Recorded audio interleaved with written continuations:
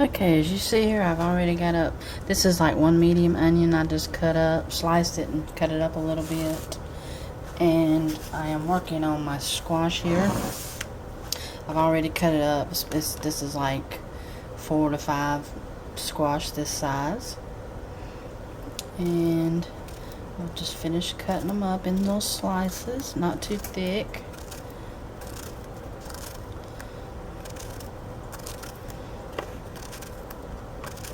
Just get all your slices cut up.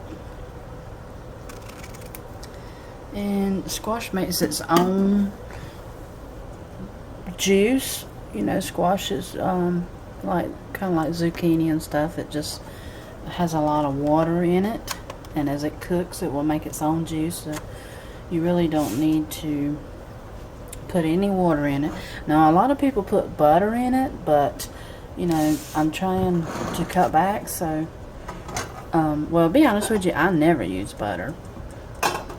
You know, I learned how to cook it watching my grandma and grandparents, my grandma and grandpa cook it. And as long as you got enough salt in it to taste, your squash is going to be good. You don't need to add extra stuff.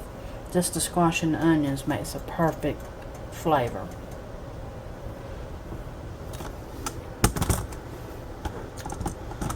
Now, and like I say, if you wanted to add butter in here first, you could. That's up to you. But trust me, my squash and onions is really good. I get a lot of compliments on my squash and onions. So, and I have no butter or anything like that in it. I just throw in my onions.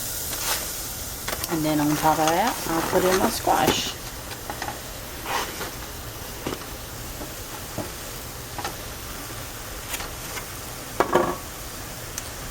And I guess I'll sprinkle a little salt around in there, just to get them started. I do add more salt, you know, to taste as they get cooked. And I got this on about medium heat. So all I do is just stir them around a little bit since I salted them. I should have salted them before I put them in there, but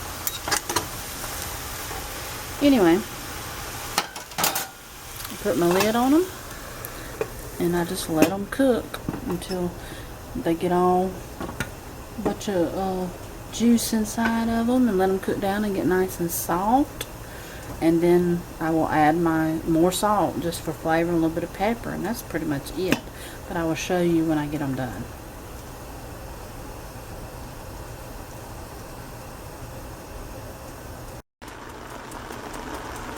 Okay, I took the lid off just to show you. See all the water that's coming out of the squash? They make their own juice, so you don't have to add no water to them.